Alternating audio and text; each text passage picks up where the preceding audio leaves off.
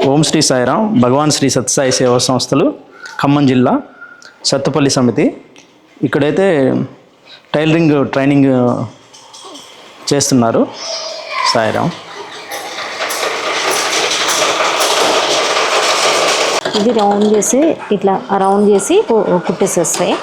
2 సార్లు దీన్ని ఫోల్డ్ చేసుకొని ఇట్లా ఫోల్డ్ చేసి 2 సార్లు ఫోల్డ్ చేసి కుట్టేసేసాయి. ఇది అంతే. 2 సార్లు మడతేసి కుట్టాలి. ఎక్కడ దాకా వచ్చింది ఇది? పైనుంచి ఉక్సులు పట్టి పైనుంచి వచ్చింది ఉక్సులు పట్టి. ఇంకో ఇది ఉందా, ఈ మడతలో ఫోల్డింగ్ ఇది సగం ఉక్సులు పట్టి చిన్నగా వచ్చిద్ది, కాజాలు పట్టి పెద్దగా వచ్చిద్ది.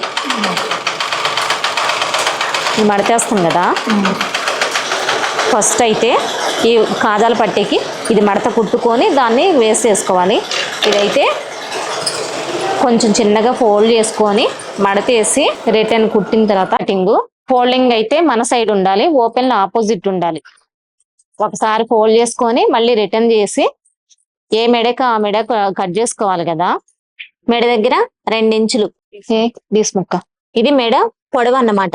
4 ఉంటే దాన్ని ఫోల్డ్ చేసుకుంటే 2 ఇంచులు, 2 ఇంచుల్ని 4 వస్తుంది కదా. మళ్ళీ ఇది మెడ వెడల్పు 4.5 పెట్టుకుంటాం. మెడ పొడవు అన్నమాట.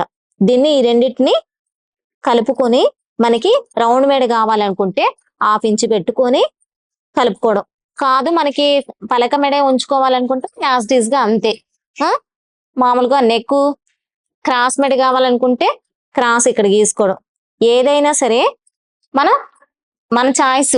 ఈ మెడ దగ్గర అనేది మన చాయిస్. మళ్ళీ తర్వాత భుజం ఒక 3.5 అట్లా ఉంటది భుజం. మామూలుగా చెస్ట్ అనేది ఇక్కడ 11 ఉండిద్దా.